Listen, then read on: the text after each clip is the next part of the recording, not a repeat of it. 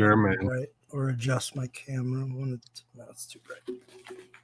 You're too bright. I call my brother son because he shines like one, and it's straight out of the dark and into the light because he is the shining light here on AEW Light the Fuse Dynamite review, and I'm excited to be able to be here today to talk some really good stuff. A lot of the weeks we've had tough Hamin shoots, man, but I was pumped this week on Impact, on Dynamite, to get through the midweek and be like, wow, some really great stuff is going down. So should be some great conversation here on your AEW Dynamite Light the Fuse podcast. Oh, man, that whiskey got me. So, yo. Yeah, man. Hamin's over there pumped. You know, we start today's episode with just a couple of drinks, Ran. Fired up. Bandy. I can't believe this. It's a special day in history where Hamin comes in enthusiastic about Dynamite. So yeah, man. On your calendars. No way. When it's good, man. There's a couple things that can always get punched up, and it's always just for the betterment of everybody trying to do something to succeed together. And, you know, I felt this show was really a great one. I hope the numbers reflect it, to be honest with you. And it's not just because we have vested interests and friends on there, and I'm happy to put them over. But, you know, as a whole, looking at it from a wrestling writer, promoter, performer point of view, there was a lot of great stuff this week on this show, man. So I was excited at the end. I was like, I fucking kind of can't wait, even during the watch along, because I had to watch it after the Horseman until midnight last night. So I kind of can't wait to be on with Sil to have some good stuff to talk about, because Bound for Glory had a tough weekend, bro. One of those shows, those Murphy's Law shows, where just when it goes wrong, it all goes way worse. Like, there's one or two things going in, you're like, shit, we got to cover this, and then during the show 2 or 3 more things happen, and you're like, what are you gonna do at this point, right? But then they had 2 or 3 days to kind of do creative to turn it around for their taping afterwards, and boy, they made some fucking great creative choices that were not cliche and outside of the box, and also were for the boys kind of type storylines. So that had me pumped. And then this show came right on the heels of that. So I was like, in the midweek, we got some great content already, instead of having to knock things down and why are you doing this, that, or the other. No, I liked it. Beautiful. What happened on Bound for Glory? I haven't watched. And so the big sheet story is that Kylie Ray no-showed and she was in town. So that's kind of like freak out number 2. At first it was like a COVID scare. Yeah. Then an injury, and then the silence is kind of deafening. So there's that. So they had that kind of going in, you know, like you could only imagine what backstage is like after you built a 8-week program around her and Deanna and something weird's going down, right? Like whatever the circumstance with AEW was that people kind of don't know or haven't talked about yet, here's maybe a second, you know, repeat of some strange behavior, you know? Right. So there's that. And then Heath Slater, unfortunately, who was supposed to go over in a great battle royal they had going on based off of Wrestle House and this whole contract thing that they were doing with D'Amore. Him and D'Amore had a phenomenal scene together, this contract signing scene, where he would get his contract that he wants, or if he won, and if not, he's out the door. Rhino puts his neck on the line. So, dude, everybody's getting their gimmick over from Wrestle House. Heath hits hot to start laying everybody out, hits the fucking RKO Snabitz reverse cutter on somebody, feeds up, hits a flying sidekick and misses kind of, but like it's way just because he's so pumped up. And then right on that, when he comes down, high hernia, like above the groin. And he realizes something's wrong, but it's not. He starts getting his heat even more, but he's like, fuck. And then it starts doing the swell, you know, and he just goes, lays in the corner. The refs come in and check on him right away. And, you know, Cyrus is at ringside. They get the finish from him. It's 4 to 6 minutes of everybody vamping to get to the final 4 to now not have Heath win, but Rhino goes over so they can continue the storyline. But all the final 4 spots with Sami Callihan and whoever else it was supposed to be, that's dude, he's laying in the corner for like 4 minutes, bro. Like I had to do an on the spot audible for the on the finish. spot, and it worked. But they had to pick him. He kept trying to get up, and you could just see he was fucked, bro. He was fucked. And then they even have to shit cam. He does the Hamin fat man lean over. I was like, that's right on the hernia. Oh, bro.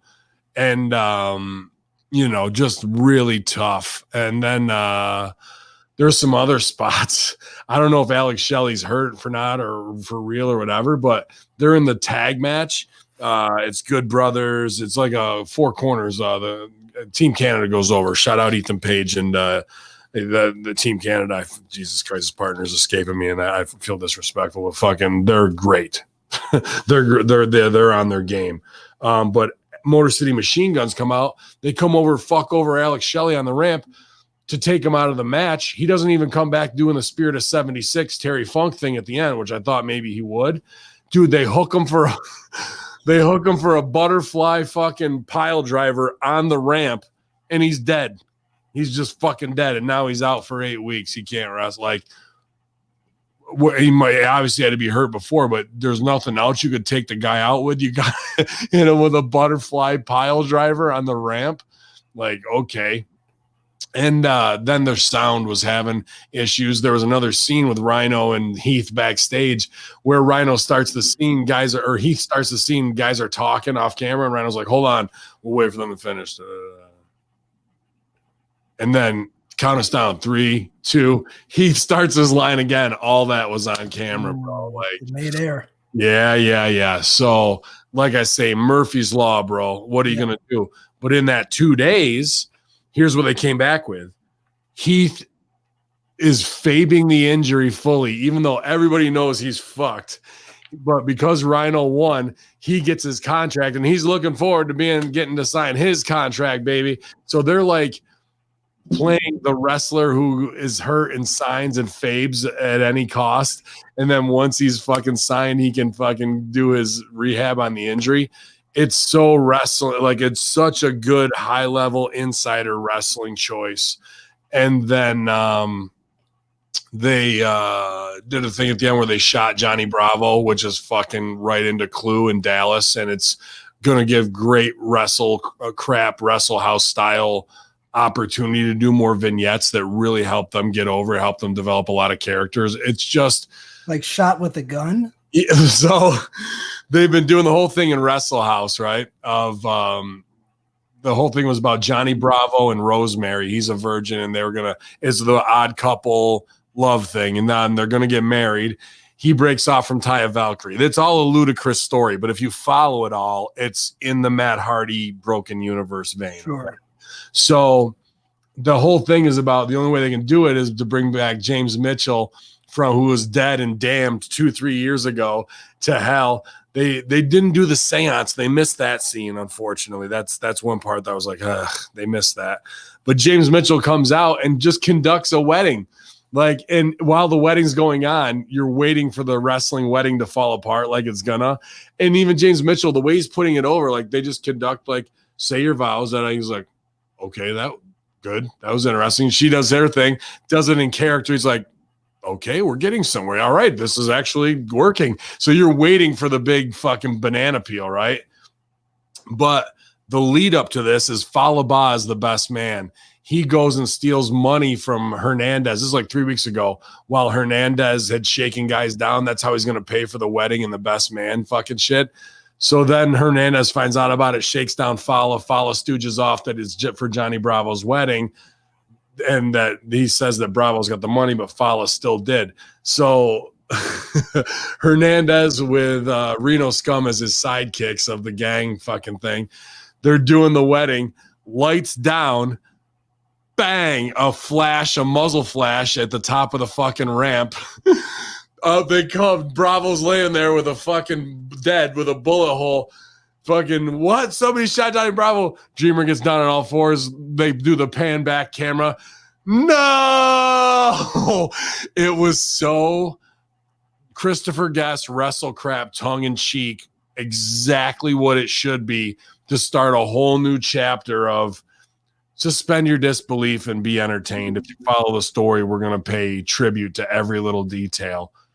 It was I don't pop it much out loud and laugh, dude. I fucking was laughing my ass off at the end of that. It's very good. It was such a great choice. And that was in the script. The Heath thing was a Band-Aid on it. And then D'Amore came out during the show. They did a whole nother thing with Deonna Purrazzo, like his Jackie Onassis dark glasses, hair down, where a lawyer is talking for her because her promo skills are not that good. And that's a smart cover to protect her, right? So she's sitting there with her sidekick, and D'Amore goes, the guy's embarrassed her. He's saying that he's going to sue if they don't take the belt off of Su Yung and put it back on her, because that was a weird thing. They put Su Yung in, and they put Su Yung over on Purrazzo at Bound for Glory. That was a weird choice. I saw that. That was a weird choice. So this is kind of to fix what they might have had to do last minute there and made a wrong choice.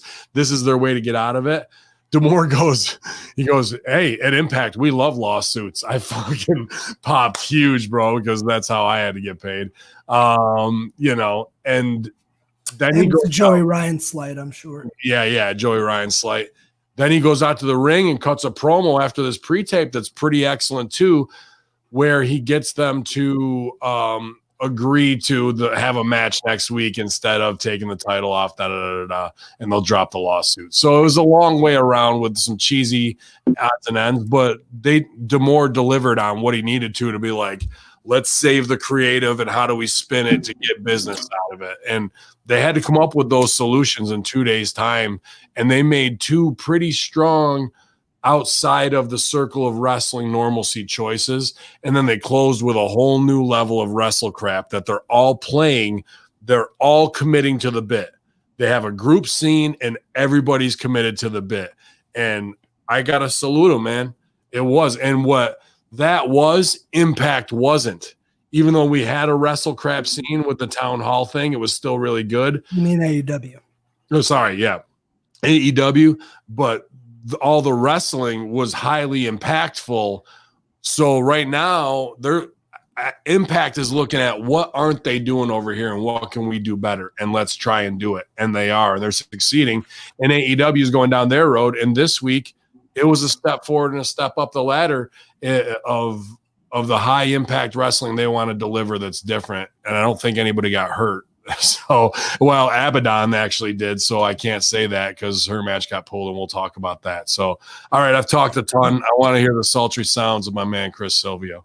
All right, but I got to ask a question first. So is Johnny Bravo dead? We went up there that way. I would bring him back in a coma. Like, if you're going to do the whole General Hospital thing, Johnny Bravo's got to be in a coma. We do the JR Whodunit Clue fucking episodes. And then when we think Bravo's going to die, we do the fucking Snow White kiss and he wakes up. Or she has to do a seance around him and now he's demonic Johnny Bravo or something along those lines where he's back from the dead Johnny Bravo, zombie Johnny Bravo. There's 1,000 choices we could go with. And the fact is, how fun is that? You know what I mean? They've set up this world where an outsider might come in and look at it and go, what the fuck is this shit? But if you've been watching, the satisfaction scene work-wise is fucking phenomenal. And everybody is working their ass off with every little bit that they get. It has meaning. There are no small parts, only small players. You know what I mean? And it's good, man. It really is. All right, so that sounds like a cool, entertaining little thing. I'm going to put some serious heat on you next time in the coming weeks when I catch you taking some of the in-ring actions of AEW to task. Sounds like a cool thing, but you've advocated that it's okay for someone to get shot in a pro wrestling show, but you are opposed to a strong style spot. It's not part of the, it's a scene. It's not like they're in the fucking pulling a gun out, shooting somebody while they're in the ring. Like, what's the difference though? He's still getting shot on the same show. Because you don't know who did it. It's a whodunit fucking thing. It's not a retribution thing. It could be almost anybody. Like, think of all the open avenues we have to discuss of who it is. You think it's fucking them, but it could be something else completely in who did it. So one is a comedy act. The other, it's the difference between a Chris Farley movie and fucking Training Day. You know what I mean? I totally get what you're saying. And if I cross that line, I totally expect for you to tap dance on my nuts and get your shit. I'm gonna do a steak dinner debonair all over your balls. I titled this review AEW Dynamite Hamin versus the Banana. I thought if there was one thing on this show that might get your blood boiling, it might be that banana. What do you think of him? It's fucking Halloween, man. I can't hate on him. If anything, he got himself over by going, what will make me stick out just a little bit more than everybody else, and I can get on camera every fucking time. Banana, man. Like maybe I was just too weary from sleep, or I'm too excited for how patreon.com/Hamin Media Group's going with all the early subscribers, man. Like, oh yeah, I just feel up right now. You know what I mean? And I was in the woods this weekend too, and that deer that I missed when I broke my toe, I jumped her 3 times, so I know that she wasn't hurt, and I missed clean, and a lot of things gave me a little more peace of mind this weekend than I had last week. So I'm kind of carrying that momentum into AEW. So Banana Guy gets a pass. If it was Jesus or Scooby-Doo, I'd probably be hot. Do you know who the fellow was that was the banana? I didn't recognize him. I didn't recognize him either. All right, maybe one of our listeners out there knows. If you do, Hamin will send him the free 8x10. Yeah, man. But they used a lot of their talent that they have on their lower card that only gets shots on dark pretty well in that town hall. They was it Peter Avalon? Yep. Yeah, I thought he was really great shooting his shot, and I can't remember who was right before him, but they were good too. Reba and Britt. Yeah, Reba was funny, man. Like everybody got over. Everybody got over in that scene. Shivani got over. Jericho got over. Like everything was there. In fact, I'd say MJF and Jericho got over the least in that scene. To be honest with you, I was pumped for LAX to kind of grow a pair, instead of Proud and Powerful or Brown and Beautiful or whatever they're fucking called. Like, like that was some real. Like, let's knock it out of this wrestle crap between you guys and your game, but I'm going to make that scene really real and have a grounded stakes in it. That was a nice little twist in there too, scene work wise. And that's a hard fucking thing to do, what they did. You're doing theater in the round where you have to pass focus production wise, make it right for TV. There's a lot of camera cuts in there, and to stay on, get the reaction, be able to pass focus scene work wise and be on there. People don't realize the cuts that were going on in that to make that scene happen in a way that didn't lag and everybody was right on time. And it didn't seem rehearsed where it was like, we'll go through this and everybody's got their timing and we're acting. The reactions were all very good, but everybody had to know what was coming next. So it was very spelled out, but acted very well. And this is something I think AEW does particularly well. Guys like Corny shit on him for it, but I don't think AEW can do much that Cornette's not going to shit on other than a Cody Rhodes. How he makes his money, dude. It's Cornette's job to shit on things. And that's a hard thing to do because we do see a lot of goofy stuff on AEW and some comedy, but I think they do a very good job of mixing in the seriousness in between and after. And as you said, that's no easy task. So I definitely commend them on that. And they pass focus very well. They from guy to guy with 1 line, 2 line, 3 line, 4 pass. He reacts. He gets 1 line in, comes back around, passes to Shivani, kicks it back over to Eric Bischoff.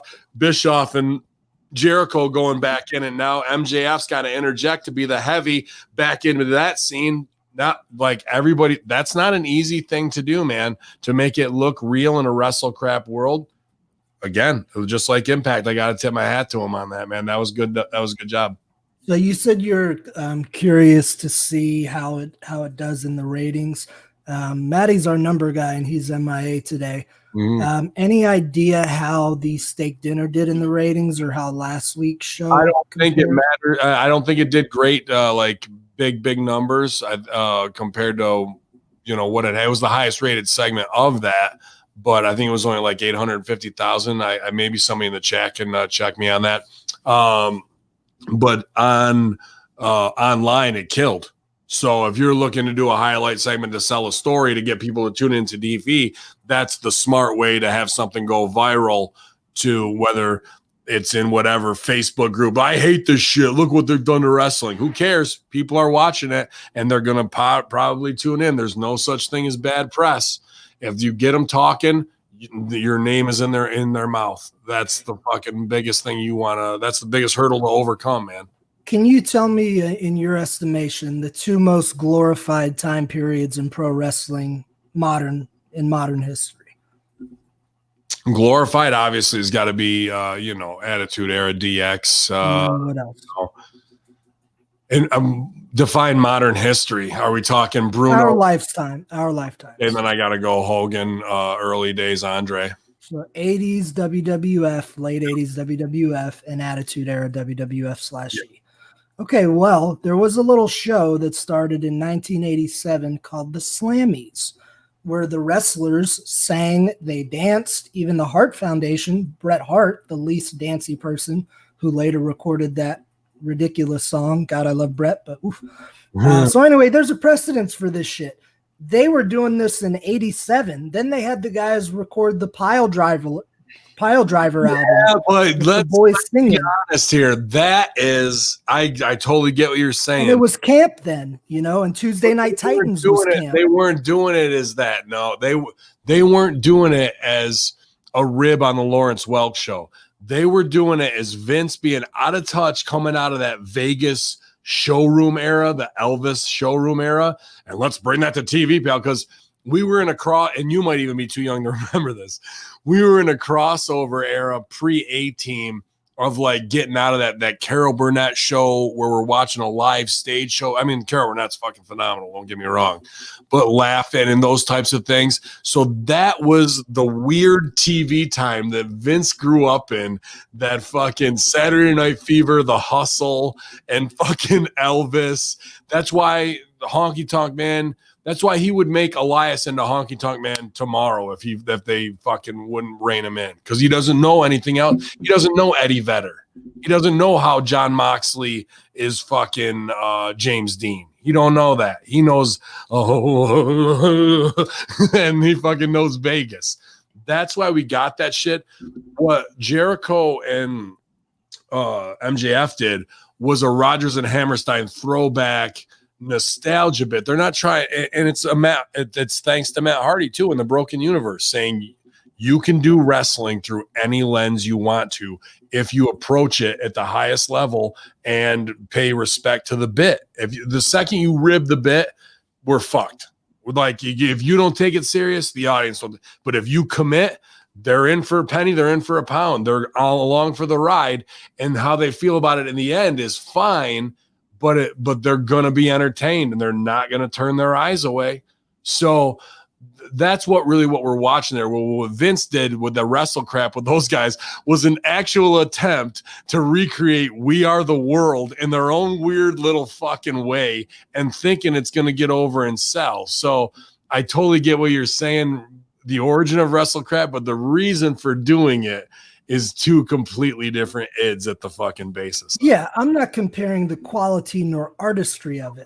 I'm stating it that for the people that say, look what wrestling's become, which is what we hear all the time, everybody pretty much unanimously agrees the 80s were awesome. Everybody fondly remembers Hogan and Andre, Hogan and Savage, but that shit was happening way back then, and we still had wrestling. Tuesday Night Titans, like if you go back and watch those, it was like a sketch comedy show hosted by Vince. Like, it had those elements of camp and comedy too. So this shit's been happening forever. Bobby Heenan show, hilarious. Yeah. Heenan and Monsoon were great. The Titans gimmick with Vince was atrocious. Go back and watch it. It's funny. Some of them are pretty funny. The Carson stuff that he wanted to do. I totally get what he wanted. And he was shaping up his vision and trying anything at that time. And that's what the early 80s was about, when you were fucked up on cocaine coming out of Studio 54 and you had your epiphany that you need to be the next Johnny Carson. Like, that's just how it was then. Kids will never know, man. But then once we obviously get to the era of CM Punk and things along those lines, we're just doing a rib on wrestling. Like, because the difference is Big John Studd, Andre the Giant, King Kong Bundy, as a fan or a mark, no Hillbilly Jim, no one would ever step to him. They'd kill him, Meanwhile, I can beat CM Punk 10 out of 10 times in a shoot fight. It's like that, and people are calling him best in the world. That's there's the difference. Like, one is believable. One is made of people who were brought in from around the world where we searched for giants and protected them. The other one is just comic book kids who are now playing wrestling, saying they're the best of all time. I think that's just the shift in the fan base as well, where it doesn't have the same broad mass appeal it did. How's that working out for them? Generally, as a business, it's not working really for anyone. We're all maintaining a low core audience that desperately needs to fucking grow. So with you, man, they're all on growth. They're growing right now. A lot of guys are growing, and as much the Heath stuff, I got to say it because I'm Hamin. Fuck it, hot takes, man. But like, I don't think Heath would have gotten hurt if he wasn't on the B12 Florida water diet. Like, I got to attribute a lot of that to that. Putting on a lot of muscle, your body changing fast.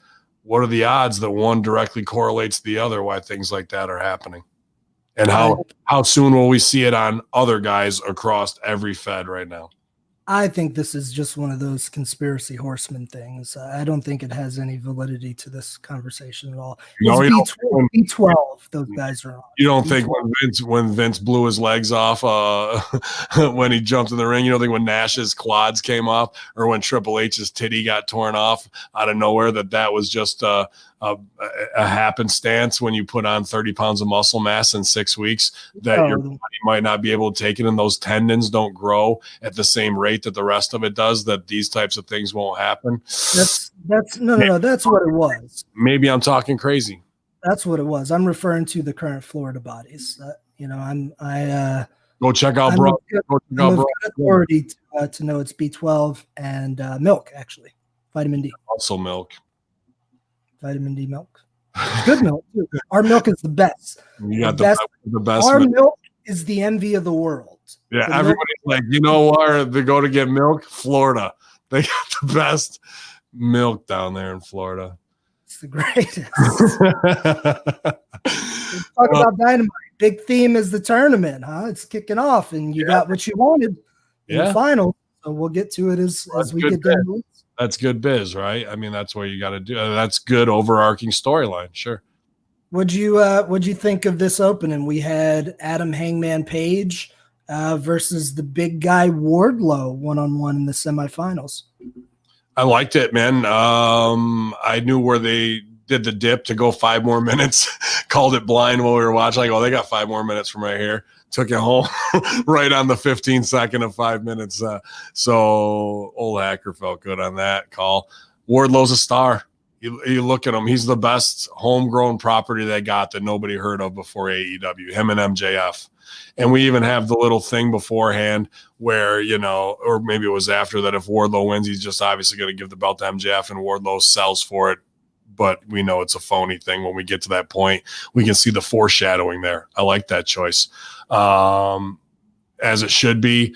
Hangman stays a little too strong. There's things like the big moonsault to the outside that are unnecessary, but that's AEW's trademark. However, we're not learning anything. That shows me we're not learning anything about risking our talents' health after we've had Matt Hardy, Abaddon later in that show. This happens to her.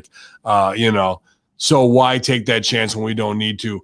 Because when the best part of this match is when Hangman Page is on the cell and Wardlow's looking strong, because when he finally comes back after the second dip to do the fucking big Hangman lariat flip in, and then he's got to hit him with a second one, he makes Wardlow's size again for the go home, and he gets over his finish that 2 of them can take down even the biggest rhino. Sometimes when you're out hunting water buffalo, you got to hit them with 2 shots with the big thing. It's for their own good to put them down. Don't leave an animal wounded, because you never know when they're going to attack you when they're wounded. There's nothing more dangerous. Boom, boom, cowboy style. Good finish, and Wardlow looked like a fucking beast. That's a great match right there. And that last lariat, he fucking tagged Homeboy, and you got to. I know what it's like predominantly wrestling larger opponents. And if you're throwing something like a clothesline, you got to throw that shit. So Hangman leaned into it. I will agree with you on the too much in this case. Under Hamin versus the Banana, the other subtitle of today's episode was, "But at what cost?" A quote attributed to JR, who said that after Hangman did that moonsault to the floor. Tony put it over, and then JR said, "But at what cost?" And I could tell he felt that in the gut. And if you were listening carefully throughout the night, Tony and JR went back and forth a little bit on that type of theme throughout the show. So I agree with you on that one. When I saw that, I was like, man, I don't think Paige really needed to do that. And it said to me like, kills all the heat he built up to that point. Because if you haven't kicking my ass, I ain't about to do no fucking backflip. I'm on the fucking rocking and reeling, baby. Not like, okay, I'm good. Whoop, here, judges, Czechoslovakian judge says 10. Like, just didn't need to be in there. And to an extent, it did show me in a way that really they hadn't learned from the week prior with what happened to Rey Fenix, that they're still going out and doing that. Now, this isn't any slight against Hangman, who I thought had a brilliant performance. I'm very, very pro Hangman Page, as anyone from the show listens to. I know that when you're a smaller guy, Hangman's not that small, but compared to Wardlow, he is. You got to bring it and you got to present yourself like a giant. So I thought Hangman did a great job of that when he jumped him at the beginning. He didn't work like it was, Mysterio versus Wardlow. No, he worked closer to Wardlow's size, which I thought was good considering he's going to be built as a heavyweight main eventer. Should be like Mr. Perfect Ultimate Warrior, and it felt like it. And Wardlow just looks like $1 million. And Page fought from underneath how he should. His sells are great. Like we say, do that little bit there. I liked Wardlow's sell on that second buckshot lariat because he didn't clean wrestling bump. He just heaped him and he lay there on the side. And then it's up to Page to get him into position to pin instead of laying out flat. That shows some a higher level of professionalism that I would have expected from Wardlow. It was good, man. Page did a good job that Jungle Boy didn't. Did you have something? I mean, yeah, I didn't like him drinking at the end. I think they should have steered away from that. Yeah, dude, we did the alcohol thing, and that is you're either going to go down that road and play it out completely, or you're not. And now the thing is him being on the take like that, drinking in the ring, stone cold, and afterwards, I don't think is necessary. It undercut. It brings us back to him at a lower stakes than where he was just beating this big fucking bastard in the ring. I just didn't think that was the best choice right there. I think they just moved past it, like Vince style. You know what I mean? Like I think they just left that angle over there and were like, all right, he's back to drinking beer. No, what I was going to say was that because Hangman is so much more experienced and better as a performer due to that experience, he did a better job with Wardlow than Jungle Boy did.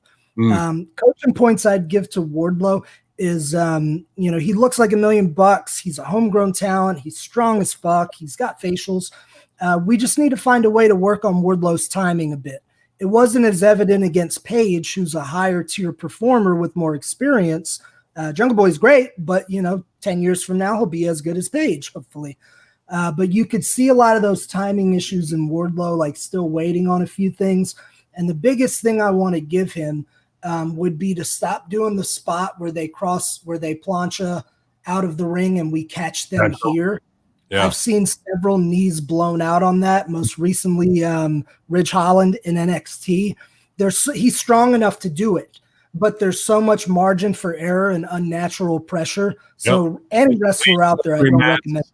Yeah, shitty, slippery mats. Just fucking walk away like you're gonna, and just walk. Let him take his bump like you would off of whatever, and then come back in and get your heat. I agree completely on that, even though it is a cartoon test of strength there. Maybe with Jungle Boy, I wouldn't go any bigger than that, and even that's dangerous. Like Page is a 215-pounder. Like that's like Sil said, coming down on your knees. That's just some video game shit you'll be paying for later, and it ain't worth it with no crowd right now. Let's strip down our game and take out the things that are a gamble You know what I mean? And it's more heat for him to walk away. One thing I do, though, like when Wardlow's on the outside, and maybe it's not him not protecting himself how he should, but I like it in wrestling. When he sells away, he gives the guy his back. I don't care if the guy's going to drop kick him, hit him fucking blind. Wardlow just stands in the pocket and takes it. And you don't tense up like I know it's coming.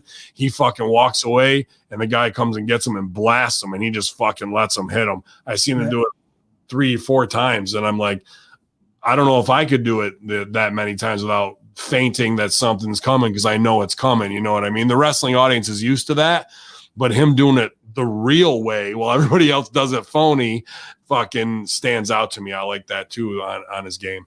Yeah, he did that last week. I recall seeing that on a suicide dive. Last thing I thought in this match that was super impressive was how Hangman pulled off the fall-away slam off the top rope on big-ass Wardlow. That's some strength right there. Yeah. I was praying to God he wasn't going to try to do the moonsault with it, and thankfully he didn't, because I don't think that could have happened, but very, very impressive. Dude's fucking strong. Mm-hmm. No, that was all good, that segment. Right from there, did we go have MJF before that? Or we had the Moxley promo package kind of built off of what we saw last week. Yeah. Mm-hmm. And was that him in the dojo sitting on the wall? Eddie praying with the rosary. Yeah. I didn't like the rosary, but that's because I'm an atheist, and I don't think that's a place into this fucking scene at all. But if that's what he wants for the id of his character, I get it. But I don't know. That's just not. I don't think that's necessary. And to be honest with you, Moxley's promo was more than adequate and good, but didn't stand up to the pre-tape one from last week. So it felt a little more wrestling, but on a wrestling show, that's what you should expect sometimes. When you do something cinematic that really sticks out and you set the bar, it's tough to achieve that every week, you know? So for a live, just one shot cell phone fucking thing where he's training, so be it. Sure. And I think Mox is a great promo, top level promo.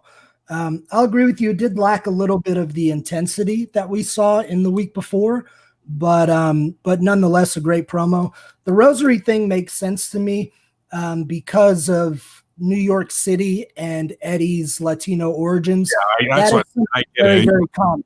Sure. You want to play into it. I'm not going to criticize that as scene choice for the id of his character, or where he's playing to his base, you know, for his family at home. That might be a very big thing of what it is that to me is like, you know. On a deeper level, I think it showed a little bit of the snake of Eddie Kingston.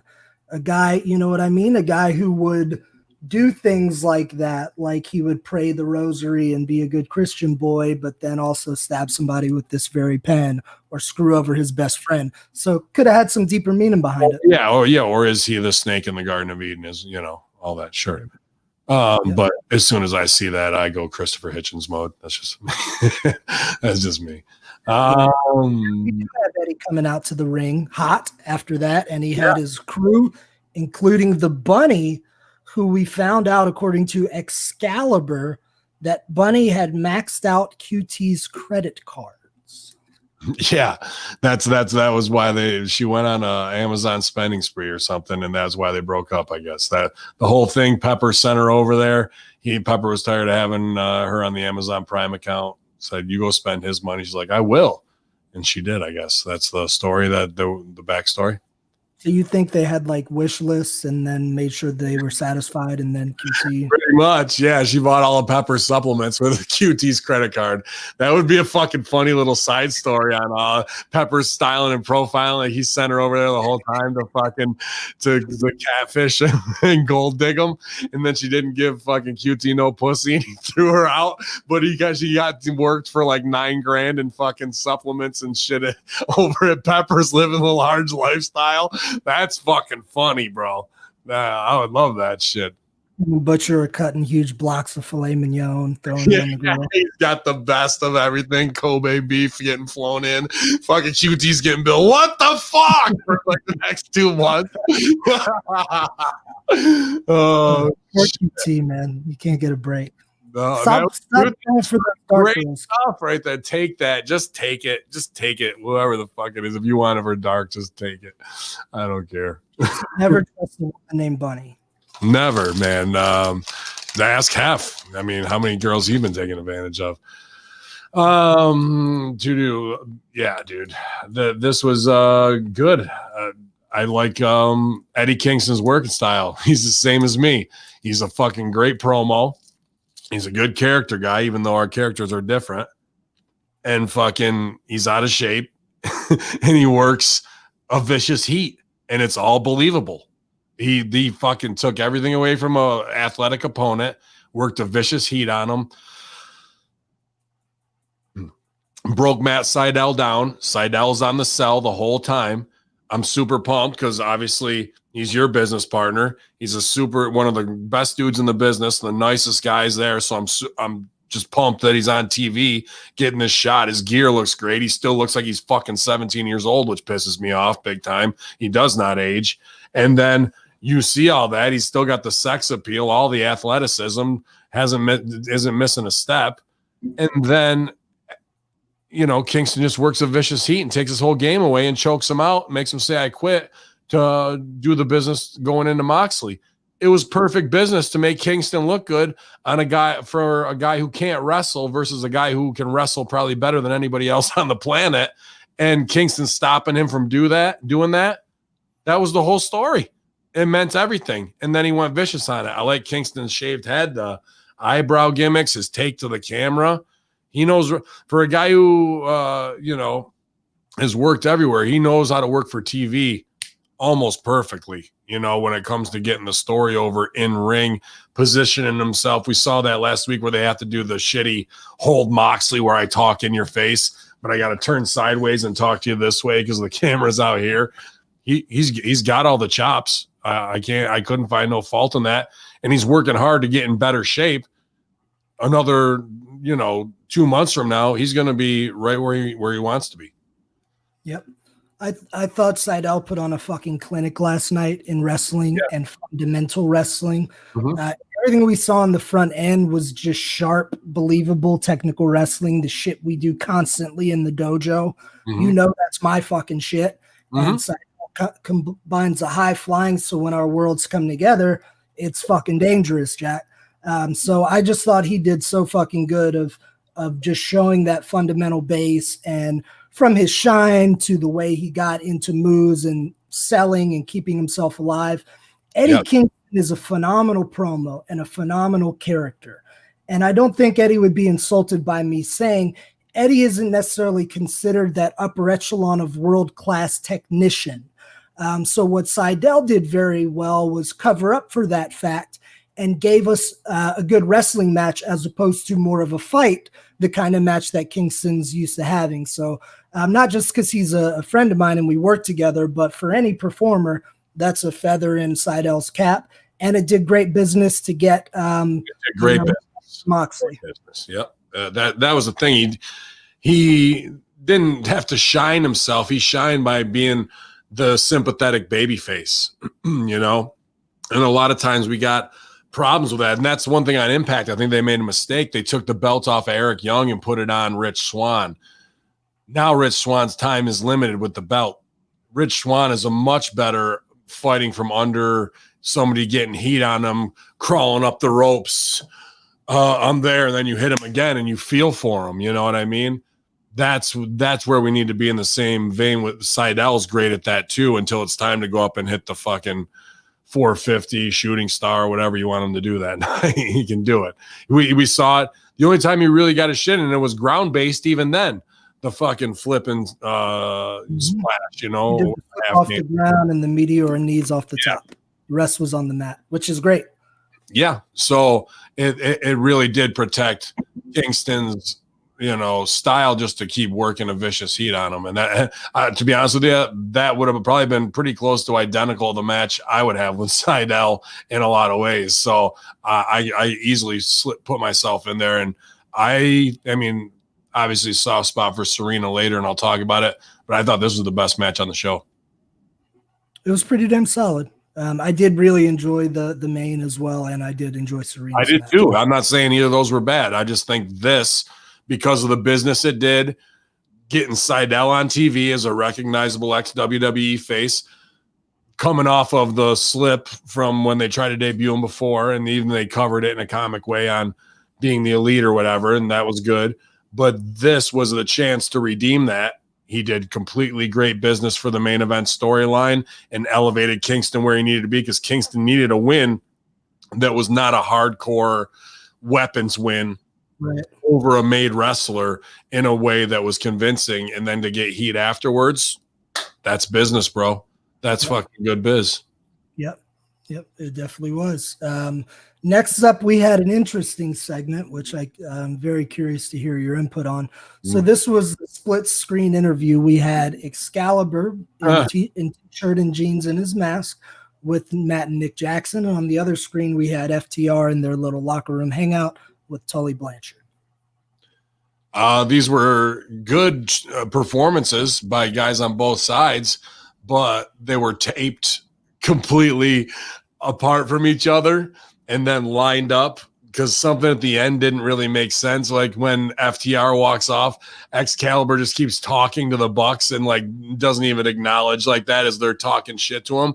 So FTR got their part where they were told, do this and wait for the lines, do this and wait for the lines, and they're going to tape that and we're going to put it up here in a picture-in-picture. It's not really what it was. So the reactions didn't match some of the action on the other end. Excalibur, the mask, has got to go, or else he can't be the guy that's doing these. This goes back to FTR and the Bucks, the internet heat, and this should have been the chance to build that with Excalibur, even in the scene with the mask on. I know he's not going, look at me, but wearing that says, look at me, I'm getting my character and my shit over. And it took away maybe 4 to 6% of the scene. We need that. You can't take away from the scene when you are a facilitator in there. That is straight up just trying to get your shit. Are they selling a ton of Excalibur masks? No. So why are we doing it? Are you horribly scarred? No. We can still call you X, or we can call you Cal, whatever you want, something along those lines to evolve. But him wearing that lucha mask was ridiculous and took away from what should have been a serious scene here for the Bucks, and it took it down a notch. But I like Matt's tan and his acting. He did have both on fleek. Yeah, man, and I've gotten used to the idea of a mass announcer is not a choice that I would make, but I've learned over time to get used to it and accept that's his thing. That's what he does. Last night, I think I was more taken out visually. The mask certainly helped, but I was taken out more visually by the t-shirt and jeans in combination with the mask. I felt like that's where the eyes were when we should have had him on the talent. FTR did pull the Trump in 60 minutes and got out of there, which I thought was a pretty cute little spot. And then they finally had Nick Jackson talk a little bit. But the development of where this went is the interesting part. Regardless of how well people did during the promos and what they wore, we ended up laying down the stipulation, Matt Jackson saying if they don't win, they're not going to challenge for the tag titles ever again. I definitely didn't see that coming. Yeah, so Bucks up, and I would do that too. I'd put the Bucks up over the WWE guys. That's your dudes that you're making the company on, and FTR will be good as crybaby heels after that to do something sneaky to get them back. It's not a problem, but we're making the Bucks as heels, I thought. So what are we doing there? That's going to be weird. If anything, that Excalibur thing, that should have been their opportunity while they fucking leave, when FTR leaves, that they turn on Excalibur right there, beat the fuck out of them and demask them right there in that scene. That should have happened. That was the opportunity to do it right there. So, even be hot about like, you're a mark for yourself wearing this fucking mask, how they normally would, I was looking at an old 2CW promo when they faced the Dudleys, and they cut a whole promo on the Dudleys being marks for themselves. Like, I want those guys, dude. You know what I mean? And maybe I need to send that to the Bucks so they might remember a little harder who they actually are. Their name card has some fucking value here. And Excalibur getting over with that, trying to get over with that shit, just looked dumb as shit, in my opinion, and took away from this scene. FTR did a good job in what they were supposed to do. as well. Very good. With this match, it makes it more intriguing. I subscribe to Bruce Pritchard's philosophy on the matches. The best matches are when you can't really call a winner, like the Shawn Michaels Taker, type of match where you really don't know which way it's going to go. And I think this is going to have that appeal because is FTR going to lose the belt shortly after they won it, or are the Bucks going to be done? But I will say this. It's a tough match, and it's another one of those times where AEW kind of booked themselves in a corner. I do not think under any circumstances the Bucks should have a stipulation where they can never wrestle for the belts again. I think it was wrong with Cody. Yeah. I think it was wrong with Cody, and if 2 or 3 EVPs were to do that, I don't think that's the right call. Yeah, I think you're right in that choice too. That's just a quick, maybe Tony Khan thinks that's a way to raise the stakes, but at the same time, I'll put this over too. I now more than ever think Bischoff is on the TNT payroll and is Khan's consigliere. I think he's definitely Tom Hagen over there, bro. Like, and it's a smart dude to put in there and have there. I'm not saying shit about it. It definitely is. But that to me feels like, where was Bischoff on the call for that? You know what I mean? Like, that's where I could see Khan going, you know what we should do? Make this if they can never challenge for it again. Like, that's a fan decision where a promoter needs to go, that sounds good to the fans, but let me tell you why that limits us in the future, and we need to save that for a later date, So it's and even Tully's in that scene. I mean, Tully should be saying that shit too, man. Like, it was an unnecessary stipulation to raise the stakes. We just need to get back to the heat that it was when the Bucks were Indie and New Japan and Bullet Club and FTR was in WWE. That we just need to rekindle that. We don't need to do all this other stuff on top of it. And you've been building the Bucks as heels. Who are we supposed to care about here, guys? We don't know. And this is a lesson I picked up from one of my original mentors. Instead of doing the never challenge again, let's not forget we have time frames. You could have stipulations like you won't be able to challenge for the title for 90 days. You won't be able to challenge for 1 year, or maximum, maybe the Cody Rhodes situation was for the next 2 years, you will never be able to have a championship match. Well, they also been throwing money around, right?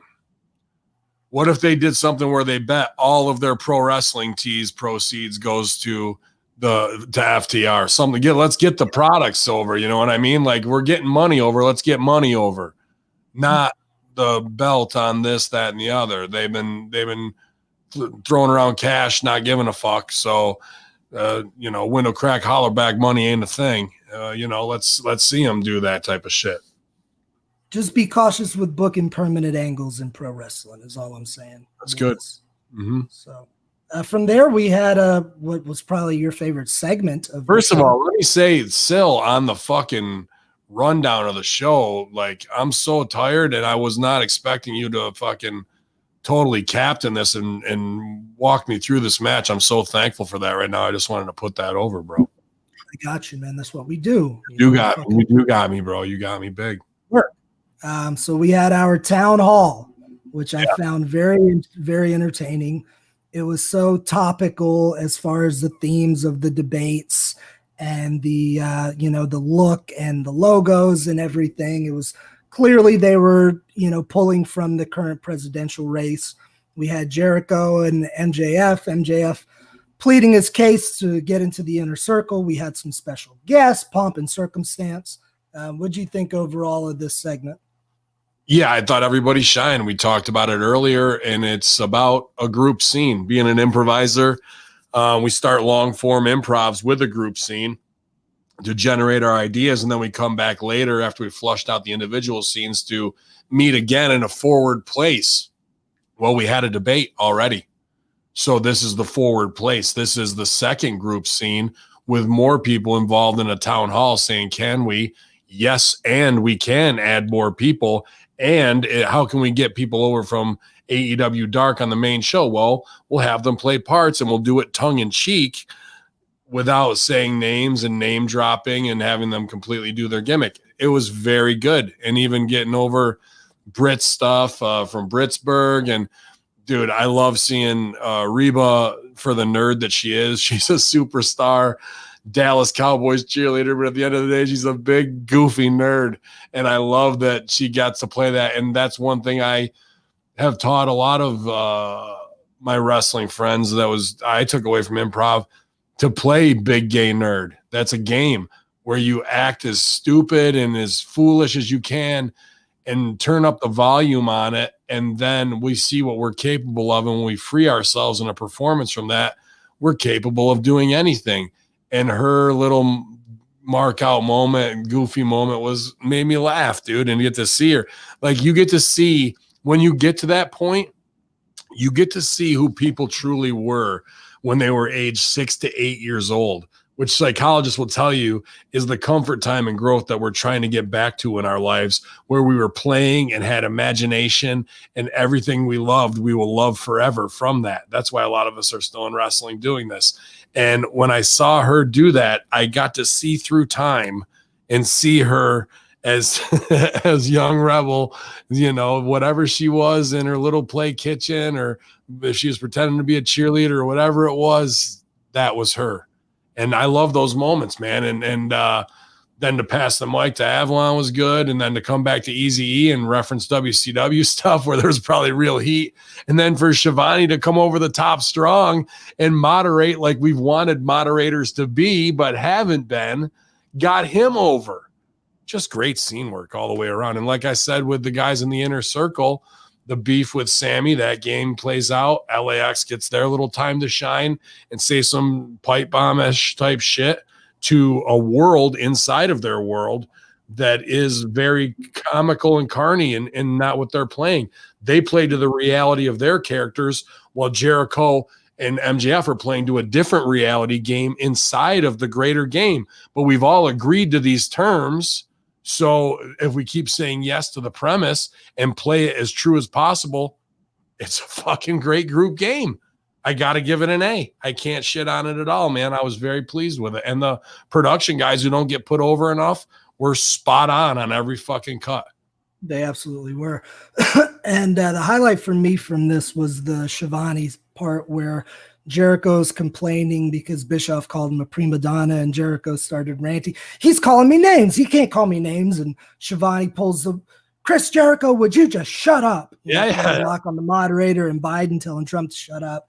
It was topical. It was funny. Everyone popped, even Bischoff. You saw Bischoff with a shit-eating grin after that. Yeah. He didn't know it was coming. Yeah.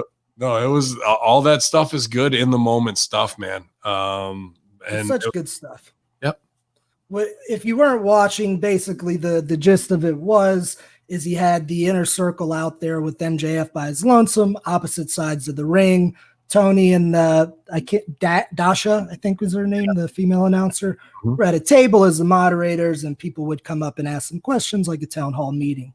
So it ended with Jericho and MJF kind of getting face to face, and MJF essentially asking, what else haven't I done? I've done this for you. I've given you gifts. We did the best segment of your life. We did the steak dinner. We did this and that. What else can I do? Yeah. And Jericho lays down the you haven't beat me. So we get a match set up for Full Gear, the pay-per-view. And I thought they were going to swerve me on this like they did with the steak dinner. I thought it was going to be another goofy thing like you and I one-on-one in a ping pong tournament or something. Right. But they end up laying down the match, and MJF says he will do anything to win, and he reiterates that point a few times. So very interesting development. Do we have a babyface turn for the inner circle on our hands? Are there no more heels and baby faces? Like, what's your thought on that? Because it's certainly Jericho is the baby face in this scenario. Yeah, Jericho is now for sure. And does the inner circle turn on Jericho and go with MJF? If you're building LAX to look that vengeful, the turn will mean that much more if LAX and them and Hager turn on Jericho because they're tired of people singing his song, and that'll make people sing his song even more, right? They'll really, because when they're coming out, they're all doing that now to get over. Might as well run with it. Yeah. If you're a heel and you do something like he does and gets over as a snarky baby face, and it pops the crowd, you got to go do the babyface run and cash in on it. You can always heel turn on them again and go back because they love you. They love getting duped. They love that feeling of, yeah, oh, you fucker, you got me. That's what we're in this for. That's what we're in. So why not do it that way, man? I think the believable promo that they cut on the side here could help the heel turn if they did that. Mm-hmm. And it ended very interestingly with Ortiz grabbing the mic to close it out and saying, look, MJF, I don't want you in the group. Sammy doesn't want you in the group. Then he points at Santana. He's kind of on the fence. Today's politics. It was yet another reference. And then he said, Hager's getting ready for a fight. So he can't be here. But me and Sammy are going to take on you and Wardlow next week. So that was an interesting development. Only thing I'll give that is it's just a pet peeve of mine. Ortiz went in there, Teddy Long style player, and made himself a tag team match. I don't like when wrestlers make their own matches. Yeah, I agree with that too, bro. Everything was good. Wow, 48 subs already. LMAO, Ben, should have put this up March and April. The Patreon, yeah, man. Well, if you're a subscriber there, you'll check out on the Hamin Marketing and Culture Vultures levels. I posted my first vid there, and it's about patience and slow progress. And, time and pressure turns coal into diamonds, and moving through the woods at a very, very slow pace to get into my spot, because along the way, if I was to rush, I would either miss opportunities or miss signs that would lead me to the best path for success. So if I'm just rushing in there, chances are I'm going to scare game away. I'm going to be loud and as quick as I have an opportunity, as fast as it'll go away from me. So I appreciate that. But to your point of, would have been ready in March and April, would my workload have been ready? Probably not. And would I have rushed it and could have come crumbling down?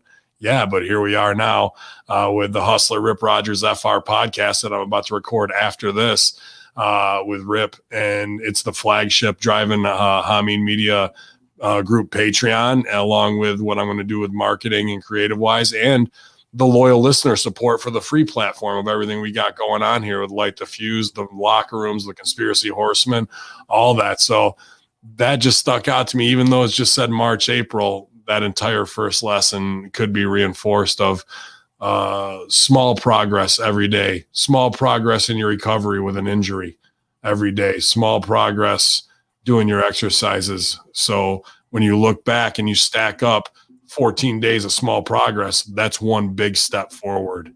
And it's one that you're not going to get tripped up on because you saw what was ahead of you instead of just rushing into something that is the unknown, not known. That's the name of the game, man. Life is always about forward motion, whether it's quick forward motion or very slow, as you just outlined. And this is something I've learned along the way that I can give to anyone. If you're always at least slowly going in a forward direction and we get to a stall, we get to a point where we don't see ourselves moving forward, a lot of people will let that take them out. And this comes with stuff like, especially with dieting. Somebody will be doing good on a diet, and then they'll get to a day where they let it go to shit, and the next day will come, and then they'll say, fuck it, I've already done that. Just take that day for what it was. That day you didn't do very good, but that was yesterday. Leave it. We're not going to dwell on it today.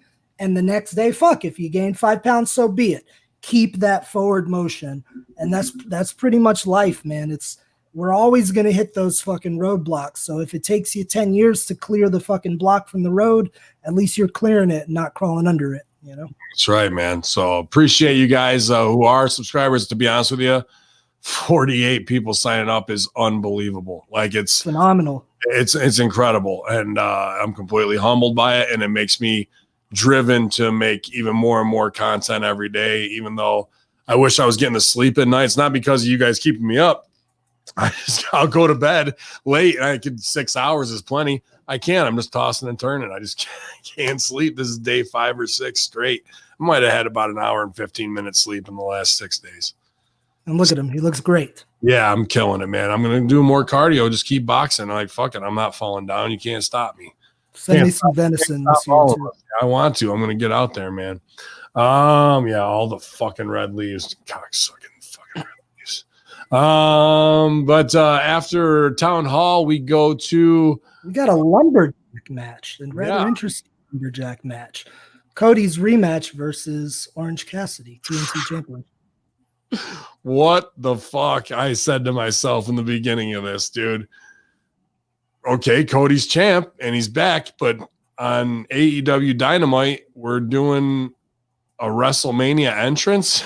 He had pyro, cane fire, laser show, and strobe light, and he came out of the middle of the set of Castle Grayskull, not out of fucking gimmicks by his. I was like, you think you might want to save this till Full Gear, the pay-per-view that's coming up? No, we just want to fucking get her run right now and get her going to see how she goes. Okay. Like, you know, we came up with Cody and whatnot, and we respect him. And we sat there through those press conferences in the parking lots, how we're going to be different and we're not going to be those guys. And then we're going to come out and smash Triple H's fucking throne, and I'm not going to be him. And now we're coming out of Castle Grayskull with a goddamn monster truck show entrance. Like, what the fuck is going on before the match even starts? And it's the middle of the show. Like, if this was the main even, and Omega's got a new entrance in the main. So this hit, and Cody's entrance is like, fuck your fucking new entrance, me. Like, I was just like, wow. For somebody who says they don't want to be nothing like Game, that was some game ass shit right there, brother. Am I wrong? I think it's more Dusty than it is Game. Dusty was grandiose. Dusty had these wild visions that sometimes turned into great things like War Games and Starcade and blah, blah, blah. I think that's what he taps into more than Triple H. But I think by proxy, sometimes that comparison just happens to be there. How accurate it is or isn't for me to say. But I think it's more he thinks like Dusty. How can I make this the biggest spectacle possible? On Wednesday in the mid-card? Sure. Every day. I think every day of his life. Cody Rhodes is saying to himself, you got to be able to put a show together, bro. You can't steal the spotlight in the middle and then come out and fight the guy who don't give a fuck, you know?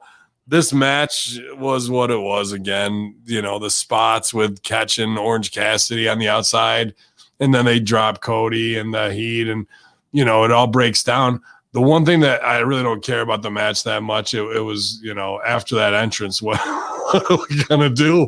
Nothing. The power of Grayskull, whatever the fuck. And there's one spot where they go to catch Cody, or no, they do something, they catch Orange, and then Cody comes through, and then fucking Trent jumps up and heals fucking Cody in the face. I'm going, what the fuck? The Dark Order's right over there. The whole, if anybody's going to heal on anybody, it's them on Cody because of them beating Brody and going forward.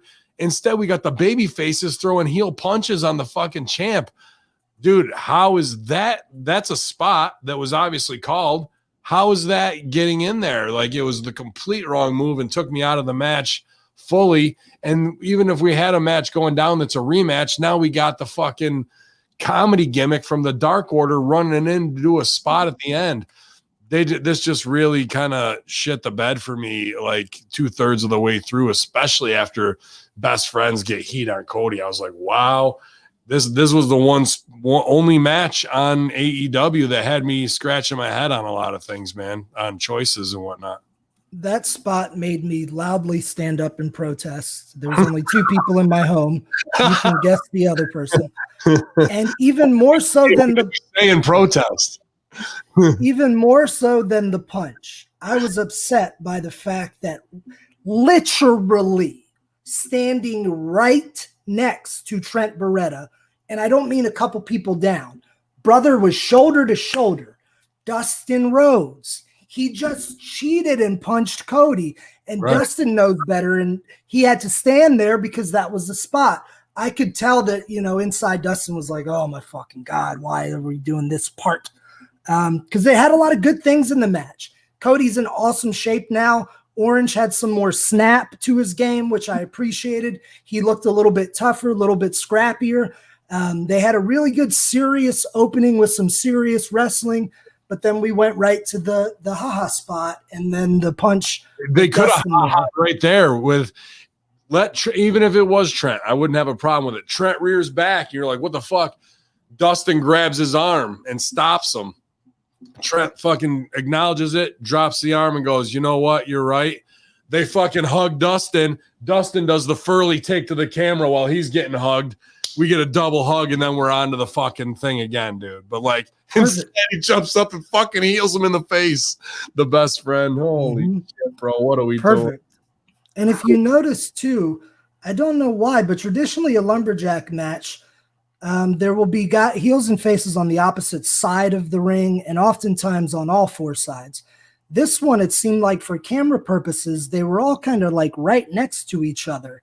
And nobody, for the most part, until a dramatic moment, minutes later, the Lumberjacks weren't really doing much for the early part of the match.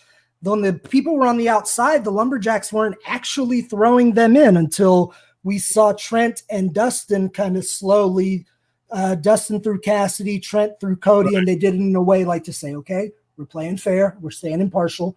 But Trent had already punched Cody. I think the reason those guys were out there was for the superplex spot we saw later and for chaos at the end, presumably building the casino battle royal. That's a problem. Yeah, okay. But that's a problem, that spot. And because I've been in plenty of shitty 6 matches, right? And usually I got somebody who's a weapon of mass destruction. So I remember I was in one with Eric Mohammed Timmons. He's like 4 bills, super beast from Buffalo. And we got to do a spot like that because somebody's doing a dive, Jasper Whipple or something. We catch him and he falls back, dude. Almost broke like a 400-pound guy right on my fucking shin and knee. Could have easily just would have been nothing. I was lucky. I went down quick because I could feel it starting to go, like get underneath him. So he's just fat landing on me and it's not on an angle, you know. And I was a little sore for a day or two, but it could have been 1,000 times worse. Now let's line up 12 guys on the outside on one fucking side and have them all go, let's all fall down. You're taking more chances of fucking Luchasaurus blowing an ACL or fucking somebody getting an MCL blown just because we're all too close together and it looks good on paper. But these things are dangerous spots that are dangerous for no reason. So somebody can do a big fuck off dive and it's forgotten about, but it won't be forgotten about when a guy gets his fucking MCL, PCL because of it. I'm telling you right now. And there's only one way to learn, the fucking hard way. And I'm not upset by the spot. I've done that spot many times and I enjoy it. And I've only felt pain on it really one time, but it's stupid to have all those guys there. You do it on 2 or 3. Right. With all of, I'm saying it's the all fall down is the more dangerous than the catching the guy by any means. It's when everybody's got to fucking sell back. You can't be like, all right, am I ready to go? Okay, you go. It's everybody's going, and where you land, you hope for the best, and there's no reason for that. It goes back to your second note. What was that? After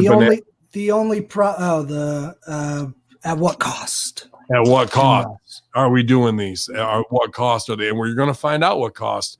Abaddon found out what cost tonight. And, you know. Yeah. And the only issue I had with this match were just the parties outside. It was weird activity from the Lumberjack. Then they all started fighting, which made sense when I realized they were going to do the suplex. That's why they all started fighting. Then they all started fighting again at the end. But I will say Cody Rhodes' timing and intent in this match were fucking incredible. Oh, yeah. When you go back and watch, he was everywhere he needed to be, a consummate pro. His intent, everything was serious. That's just why the haha spot kind of upset me too, is because Cody is projecting so much seriousness, and then we get a little silly in the middle of it. It's just a weird juxtaposition. Nothing Cody did wrong. It just was what it was. Your ass better be serious after that entrance. Holy shit. Mm-hmm. He was. That's what you're gonna back that entrance up with some wrestling, boy. I'll tell you what, man, because I'm sure not gonna. I'm gonna wave a fucking flag and say Ya Allah. So we had Cody over in that match. We didn't. We had fucking Billy Gunn and Son over. Well, they were the last two in the ring. That was the last thing that we saw. It was Billy Gunn and Son are up in that segment. Gunn and Son. We're going to see them next week for the first time on Dynamite, I believe, as a duo. Sun Gun. Mm-hmm. Cody, Sun Gun versus the Dark Order and Cabana. Nice. So how about them apples? Yeah, I'm sure it'll be good, man. I'm sure there'll be some fun spots, and Billy Gunn will hopefully run a tight ship, and it'll be a great match. So from here, to continue the best friends oddness, I guess you could say, on this show, we had an interesting backstage interaction with Sabian, Penelope Ford, and Miro, where the friends are walking back from this lumberjack match and everything that had happened to be confronted by Kip and Miro, who seem to kind of be peacemaking, and Penelope Ford does an Orange Cassidy impression, hands them a gift, and then we see Miro and Sabian assault the best friends. Trent takes a bump into the wall. Miro whoops some ass. Chuck T gets thrown into a chair or something like that. Yeah, and then the follow-up, it's a fucking motherboard to the video game or whatever that got smashed. You know, like, is this the best use of Miro? Is what I'm saying to myself, you know? Whether they want to get ribs in. Wasn't it all about their wedding? Yes. Is anything of that going on anymore? I don't know. I wonder when they're going to do the wedding. It's whatever. This is like, you know, small. I want to shit on it, but I'm not going to, because I said there's things that are on Being the Elite that should be on TV. This is probably one of those things, so I'm not going to hate on it, and I would rather have small pieces of character work instead of an extra 2 to 3 minutes of wrestling that kills a match. So be it. You know, I'm not gonna, like I said, I like the show, and this wasn't terrible by any means. It wasn't. It was just a segment. Trent took a really good bump. It was just a segment. Yeah, and it needed to, and sometimes we have that. But we also want to go, if I have just a segment, that's precious time. Now I've identified that. How can I punch this up to make it more than just a segment? Right. Yep, that's just the next level of thinking. Baby steps, small progress. You know, that's right. Speaking of small progress, our girl, newly crowned NWA Women's Champion, Serena Deeb. Wow. How about that shit? Wow.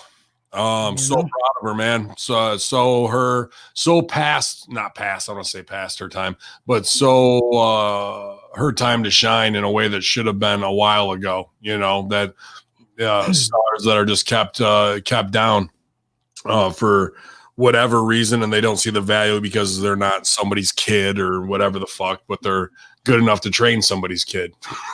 You know, like, well, shouldn't they be a star at that point too? And here she is, shining so bright, based off of her opportunity with Thunder Rosa, getting a great match out of her, getting signed. Then obviously Nick Aldis sees, you know, so much value in her, and Billy Corgan too. And they bring her out for NWA, has a hell of a match there, takes the title off her, comes back the next night to face for her, you know, her first appearance as champion. Yeah, as champ.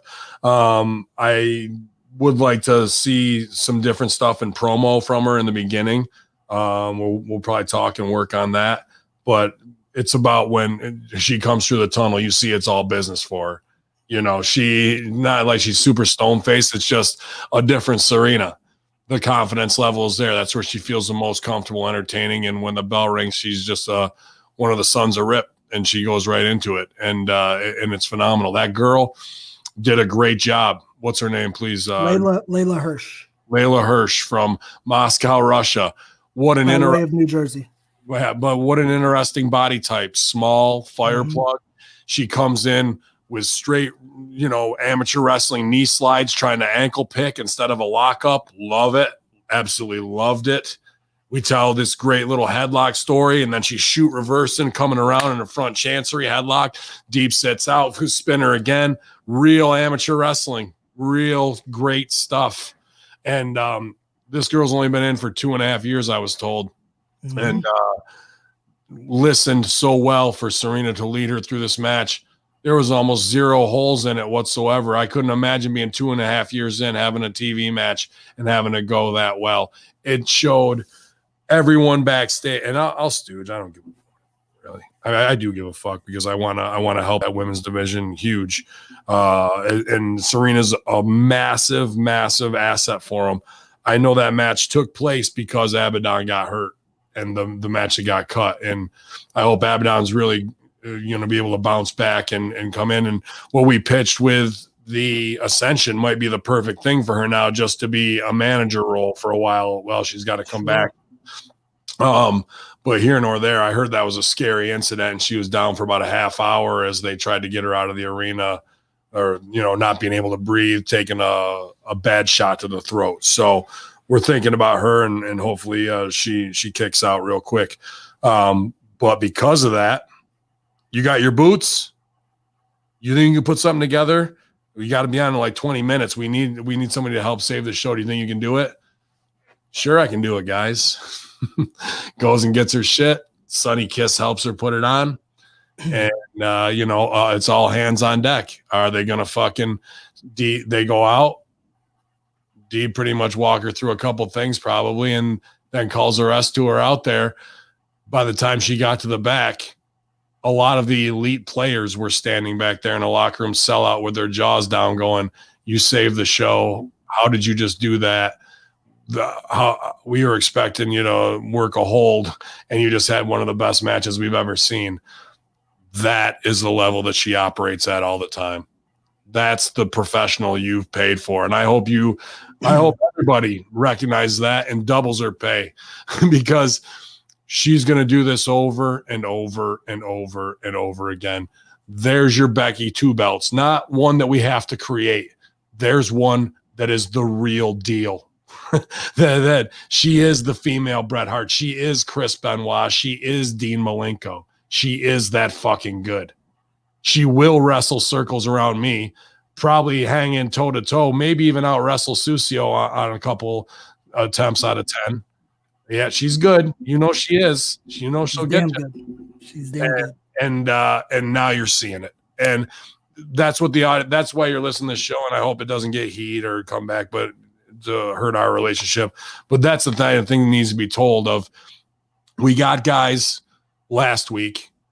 I'm not trying to put I am putting the heat on somebody. We got a guy get knocked out in a match last week who's laying in the corner and the ref doesn't even check on him because we got to go in and do the rest of the spots that we planned because we don't know how to work and we can't do anything but what we walk through in the back for 2.5 hours. Then someone gets hurt and we need somebody to go pull 10 minutes. There's the lovely one. How are you, dear? Good to see you. How are you? I'm good. I'm just tired. But I'm happy for my friends and all their success. Yeah. And then she comes out in 20 minutes with nothing planned and has a match that tears the house down. That's not an FU.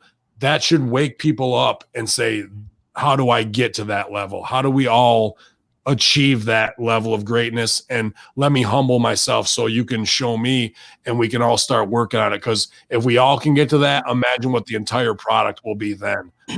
That should be an opportunity that they see of being like, wow, look at this unbelievable thing we have to go forward with for all of us to benefit. So I hope they recognize that. And I think based on what the Stooge report I got was, they did.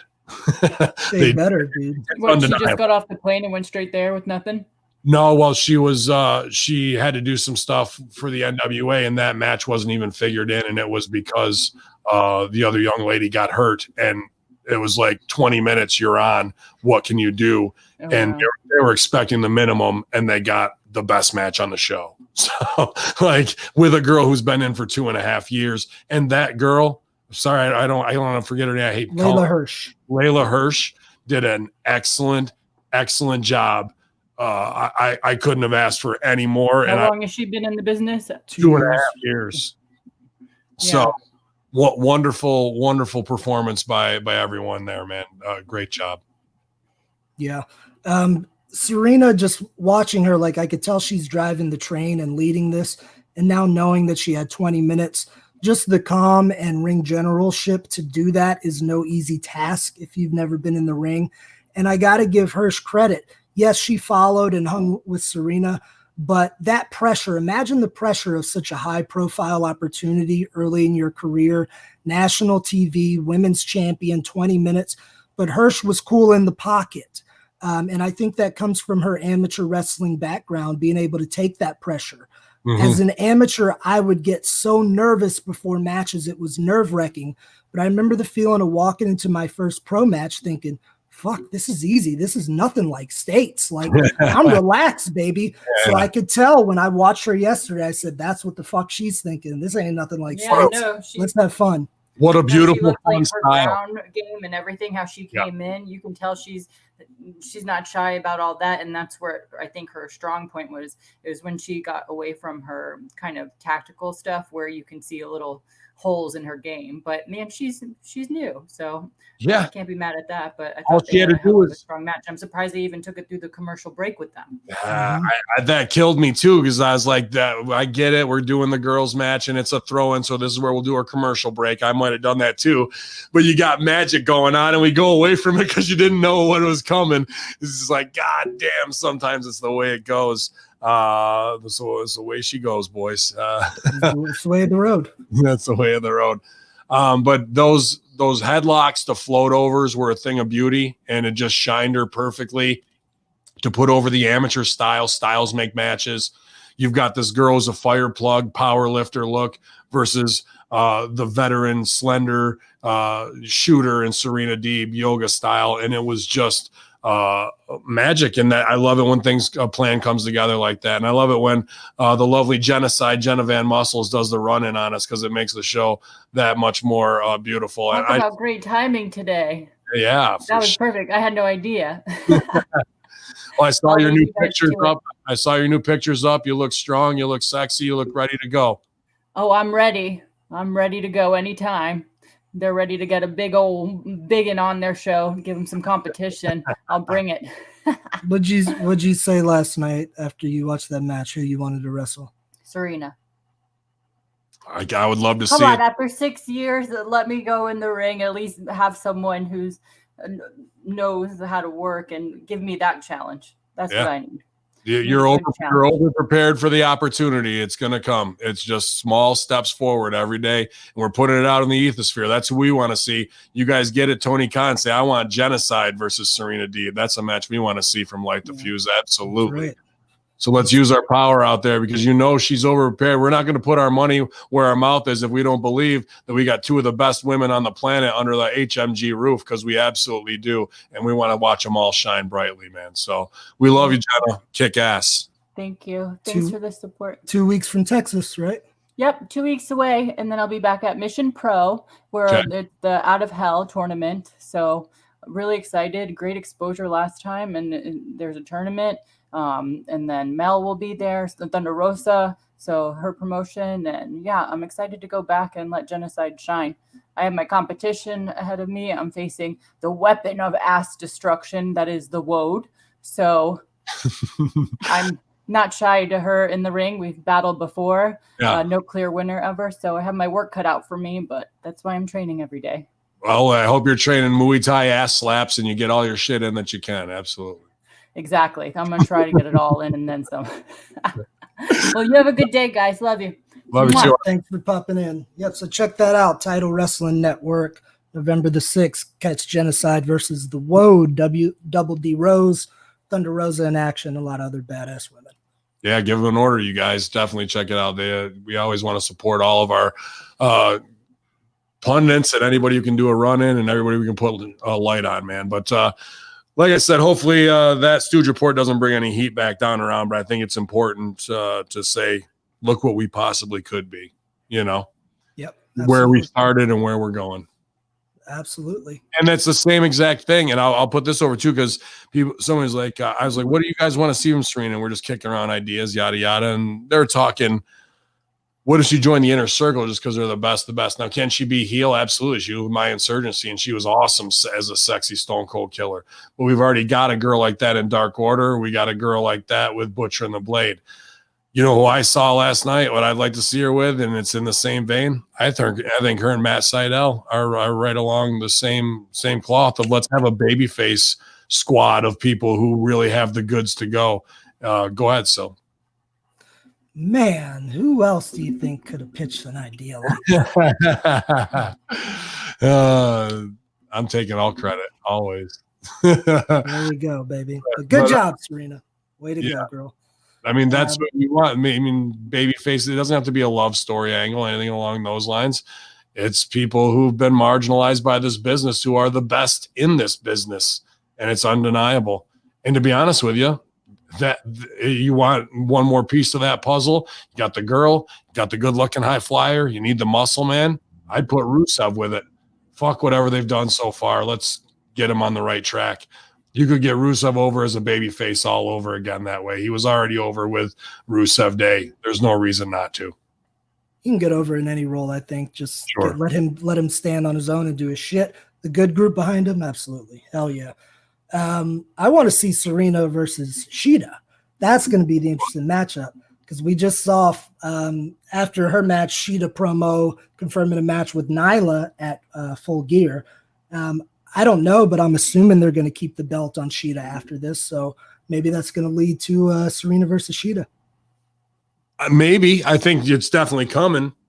If it was me booking, though, and I would, which way to go with where they're going that way, I'd have Nyla Rose go over on Shida, kick her down, be king of the mountain. So we have an even bigger, King Kong to defeat at the top. Shida and Serena are going to give you the technical 1, 2, 3 to see who's the top contender. You're going to get 3 matches out of that are going to be all gold.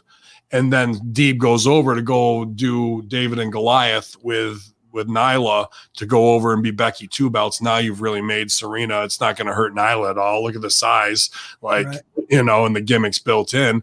That's just how it goes. That's how you make Becky 2 belts champion. That's fucking legit, in my opinion. Yep, I could definitely see that working. She beats the former champ, who's technically great, and then she beats the monster. What else more do you want to build? That's a star right there, Jack. Yep. So we got Sean Spears back on television this week. Hadn't seen him in quite some time. And he had the graphic up, and JR goes, and hopefully he'll be wearing his black glove. Huge pop. I actually got to admit, I think I watched 2 different feeds, and this part got chopped, so I haven't seen this segment. I watched like 1, 2, 3, 4, 5, and then 7. So it was chopped for me as well. What I gathered from it was a setup match. I tuned back in at the part where there was a guy in a bull head, like a costume, and he pulled it off and whooped Spears' ass, and it was Scorpio Sky setting up continuing to set up their feud. I love. I saw that too. I'm excited to see those matches. I mean, those are 2 guys who I'm like, aside from Wardlow, Scorpio Sky is the other top property until he got hurt there. That was an AEW original, and we've been begging for years for somebody to give Spears the shine that he absolutely fucking can become a top star under. So hopefully these guys will both do great business for each other and get each other over. I'm really looking forward to this series as well. Give us more Spears. Get them with FTR. They're all in the same wheelhouse already under the same umbrella. Let's go. Let's go. No more time wasted. Let's go. Yep. Main event time here, though, on Light the Fuse. Penta versus Kenny Omega. An interesting note is Penta was replacing his brother, Rey Fenix. This was explained in a pre-tape with Kingston by him asking Rey to step down and give it to his big brother Pentagon so Kingston could wrestle against his best friend when he beats Moxley. Shivani on commentary said it was due to injury. Everybody last week remembers or saw that unfortunate head scissor attempt from the top rope where Rey landed on his neck, shoulders, head area. So I guess we got to address that one first. Do we know the extent of his injury, or is it a precaution? Much on the sheets of it. They've been pretty quiet about it, and I imagine they would be after the Matt Hardy heat, and coming off of old boy getting knocked out in the Dark Order. K-Fizz as much as possible, right, Briz? So there wasn't any big update that way that I saw. I was looking for the sheets on Monday, and I didn't see nothing. I think it could. I hope he's not hurt. I think it could be a precaution, And if it is, I will applaud them for that, because I think that would be the right call to make. Sure. They did the same thing with Kofi. Kofi got knocked out last week too. And then this week they just got him doing character. They subbed him in with the Street Profits. And I think that's the smart move too, man. But still, at what cost? I think a wise man once said. At what cost? But I really enjoyed this match. One thing, did you notice is what's up with Omega's strange introductions? Before the Sweeping Girls, last week he did it, and this week he went even more over the top. What's up with the introductions? They said he choreographed it. I don't know. Dude, to me, like the sexiest man, Sports Illustrated voted this, something else voted that. He lives in North Carolina. North Carolina's been used as a rib 2 weeks in a row. They're just getting maybe to fire up their fan base and play to that New Japan, style a little bit more is what I feel like. They're just going full New Japan in America with it. Maybe I'm wrong, because he's not doing the post match interviews that way. And that seems like a big part of the Kenny Omega persona there. I'm not trying to out the guy, but he's telling people to suck him off on fucking being the elite. And they've alluded to his bisexuality and boyfriend. I think it should be a sexy girl and a sexy guy up there with the room. I think that he should push the envelope, and if he's going to come out of the closet about it, just do that. Be who you are already and do everything you're doing as the cleaner and be as awesome as you ever were. But let's be open about that part instead of doing it in this weird back and forth way where now we have to believe that he cares about dancing girls. Meanwhile, he wants a blowjob from a dude backstage. Just run with it, dude. And your base of followers are going to support it. No one's going to be like, fuck this. I'm not watching this from AEW. WWE might have those issues, but AEW surely doesn't, in my opinion. And in fact, it'll get people talking. And that's what AEW needs more than anything right now is more eyes. And then you did something that WWE never does, which is a positive gay male role model who's just a great athlete, great talker, and happens to have that proclivity sexually. And you think you're not going to get that LGBTQ push behind you and get him on the cover of magazine or whatever forums and major websites are. That's the 200,000 people that you want who are all going to come and buy and spend and have income the gay demographic has the most high liquid income to spend on things that they want to support and brands that could keep you over 1 million for a couple weeks. If you don't have to, push it and completely whore it out PR wise, but if it's smartly done, I think that's where I think that's the smart choice to do in 2020 with it, man.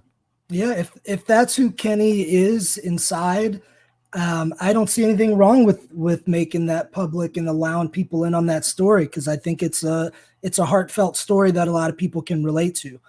So I'd be all for that. As long as Kenny's for it, hell yeah, I'd be all for that. Yeah. This match ribbit backstage in a way that's going to make people go, dude, gay equals power play, like that. Let's, for the first time, let's not do a Billy and Chuck. Let's not do, and Billy's right even there. You could try and set it up to do a Billy thing. Be like, Billy goes, nah, dude, you don't want to do that. I've been down. You know what I mean? Let's pay respect to it and do what, forgive me, Darren Young, and there's a guy who could come in and be a part of that angle. Sure. What Darren Young absolutely should have been in WWE. What he should have been the flagship spokesman for that movement, and they fucking pulled the plug on it. AEW's got a big opportunity to do that right now, and I think they should. Absolutely. But these two went out and delivered, man. Very strong main event. I enjoyed it. Some really solid wrestling. Kenny came out with the AAA belt under a t-shirt. I was wondering why he was wearing a shirt to start the match, but then I later realized it was so he could pull up the shirt and taunt Penta with it. They had a really good match, back and forth stuff. Somehow they went to picture in picture, and next thing I knew, Kenny was DDTing Penta on a cooler, like a beach cooler. I don't know how they got there because last I saw was in the ring, but nonetheless, really good striking in this one, some good power moves. I liked how they weaved in and out of the one-wing angel. Several times he went for it and it was countered. And at one point, they even did a callback to the superplex to the floor where Kenny went for it because we'd seen it earlier in the night. But Penta cut him off and ended up doing a sick-looking destroyer on the apron. Finally, towards the end, Omega goes for the Angel again, but Penta slips out and gives him that rip arm thing that they should say rips out of socket as opposed to tears. That would explain why the guys can wrestle again next week. But then Kenny does go up with the one-wing angel after a really good and physical match. So, I mean, you got your wish. We were talking about this when it all started months ago. You got Hangman and you got Kenny one-on-one. That's where we sit down in Power's apartment and we craft the whole thing for 4 months, and we get from point A to point B, and hopefully from point B all the way to the spring. There's a whole nother chapter in this, you know what I mean? So kudos to them for sticking to the roadmap for a lot of things that we've seen restarted. I mean, how many Brandy restarts have we seen? How many unfortunately Sean Spears restarts have we seen? Like here we stuck to a roadmap to do business for a hierarching storyline from a tag team split up where they're going to come back and face each other. That's just good. That's just good overarching wrestling. It's happened for years and years and years, and the crowd wants to go on that ride, even though that we're going to get there along the way. We get all these matches that are cool and set up to hopefully get to the anticipation build of the story that we know 100 times we've been told. That's just in our DNA. We love it. We set up I gotta give them props on this. We set up a 1-year angle, which you do not see often in modern professional wrestling. No. And it got to the point where all we wanted to see was them fight. But then we started to enjoy them together. So we're like, no, I kind of want them to stay together. But in the back of everyone's mind somewhere, they were saying, yeah, but I kind of want them to fight. Yeah. Now, as the months progress, here we go. And the stakes are as big as they can be. The winner gets a shot at the title. And suffice to say, I'm under the assumption that whoever wins this will likely be the next champion.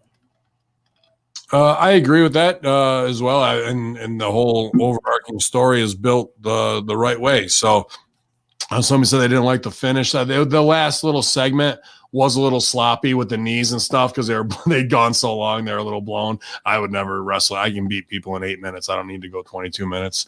It's believable.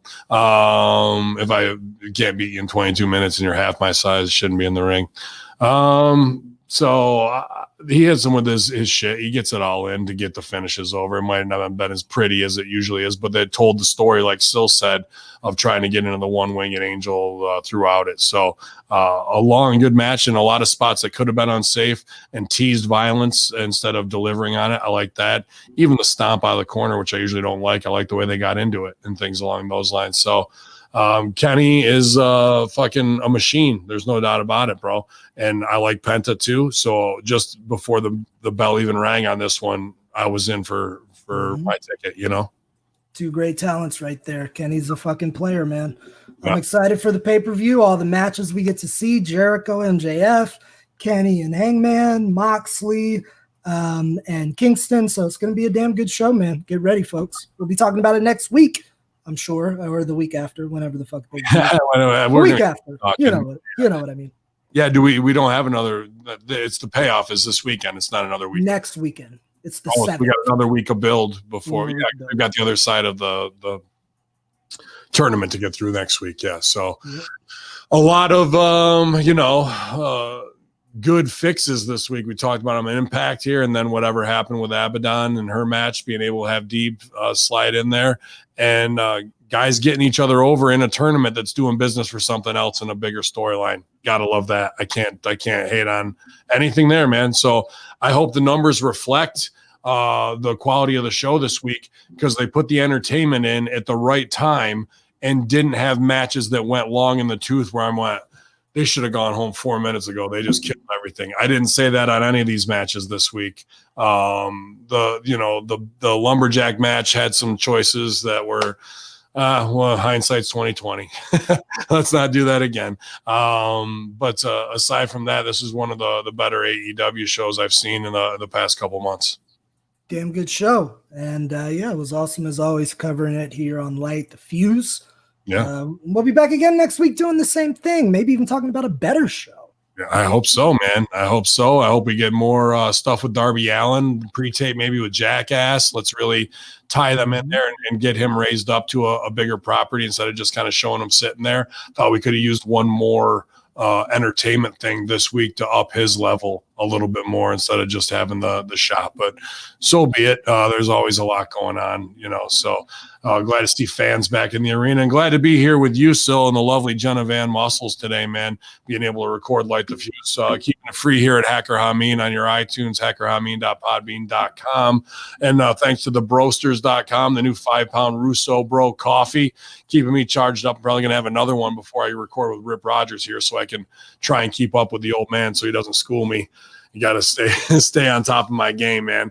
But still, a lot of people were pumped to get the new Chris Silvio t-shirt. I'm not sure if it's a pro wrestling tees available or if that was just an exclusive based off of, Silvio fan club or not. But where else can they find you, man? What else is going down with you?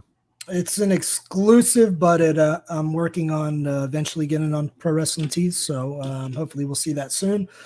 For training information, Facebook Messenger is the place to go. Chris Silvio on Facebook Messenger, or see silviobookings@gmail.com. Yeah. We forgot about the Taz promo. Taz promo was good. Yeah. I thought the video was a little choppy, but Taz promo was good. Yeah. I mean, it's what it needed to be for a wrestling show and to further the business going forward. But y'all, man, appreciate everybody hanging in there. They're asking if we're going to be on later tonight. I hope not. I've got 3 shows to chop up. I got to get the Friday Locker Room done, the Conspiracy Horseman, and the Rip Rogers podcast, and light the 4 shows, light the fuse to do the graphics, upload, and get the previews done. So I'm probably not going to be online tonight, but I'll be back for SmackDown Live Self-Help Group Friday night, and who knows what else I got going on, man. If you've joined the Patreon, I appreciate it. I'm going to try and get something new up there in the next 24 hours too for the marketing tier. So just keep pressing forward, creating content. Don't let anybody stand in the way of your progress, infidel. Slow and steady wins the race, because we're going to tear down this whole place as we light the fuse and make a real explosion in the wrestling business. Chris Silvio, Hacker Hamin, Yalla.